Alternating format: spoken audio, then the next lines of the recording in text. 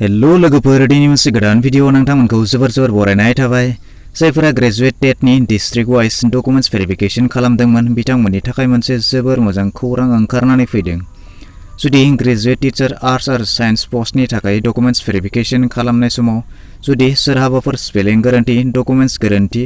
address गोरोन्थि एबा जायखि मिस्टेकफोर जादोंब्ला बिथांमोना बे भिडिअखौ खनसे नायनानै ला मानोना ग्रेजुवेट टीचार पोस्टनि डिस्ट्रिक्ट वाइज डकुमेन्ट्स भेरिफिकेशन खालामनाय समाव जुदि नोंथांहा माबाफोर गोरोन्थि जादोंब्ला थालांदोंब्ला एबा माबाफोर कमप्लेन दंब्ला अब्ला सरकारा बेनि थाखाय बैफोरबायदि एप्लिकेन्टनो कारेक्सन एबा कमप्लेनफोर खालामनो दंब्ला बेनि थाखाय सानबानि सम होदों आरो बे सानबानि गेजेराव नोंथांमोना जायखिजाया कमप्लेन खालामनो हागोन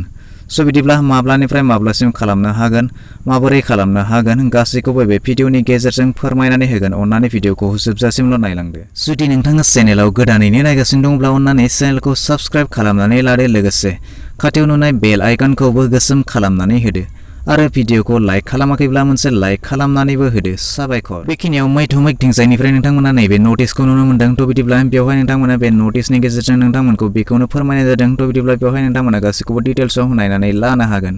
बेवहाय फोरमायनाय दङ it is for information of candidates who submitted application for the post of graduate teacher arts and science against advertisement number GBEST/advertisement/1/2020/11 dated 11 September 2020 that the email ID secondarygrievances2020@gmail.com is created to register their complaints grievance थ' बिदिब्ला नोंथांमोना बेवहाय नुनो मोनबाय थ' बिदिब्ला नोंथांमोननि जायखिजाया कमप्लेन अर्डार नोंथांमोननि जुदि स्पेलिं मिस्टेक दङब्ला डकुमेन्ट्स मिस्टेक दङब्ला बा माबाफोर जायखिजाया नोंथांमोननि कमप्लेन्स दङब्ला नोंथांमोना बेवहाय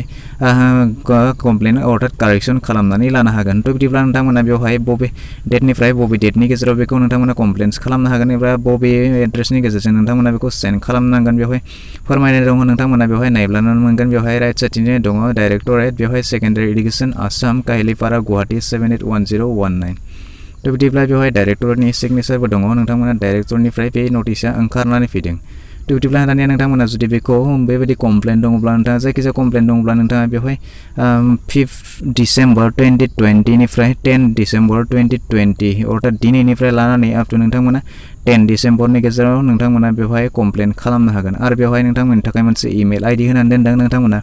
नोंथांनि कमप्लेनखौ लिरनानै बे इमेल आइडिनि गेजेरजों नोंथांमोना दैथायहरनो नांगोन बेवहाय इमेल आइडिखौ नोंथांमोननि सुबिदानि थाखाय बेवहाय होनानै दोनदों secondarygrievances2020@gmail.com थ' बिदिब्ला नोंथांमोना बे इमेल आइडियाव नोंथांनि जायखिजाया कमप्लेन्सखौ लिरनानै बेवहाय दैथायहरनो हागोन स' बिदिब्ला दिनैनि भिडिअ बेखिनियानोसै आसा खालामो नोंथाङा भिडिअखौ नायनानै गासैखौबो बुजिबाय जानांगौ जुदि माबाफोर डाउट थाबावब्ला नों कमेन्ट सेक्सनाव फोरमायहरदो जुदि भिडिअखौ नायनानै मोजां मोनबायब्ला मोनसे लाइक खालामदो गाज्रि मोनबायब्ला डिसलाइक खालामदो जुदि नोंथाङा चेनेलाव गोदान नायगासिनो दंब्ला अन्नानै चेनेलखौ साबस्क्राइब खालामनानै लानोबो दाबावगारदो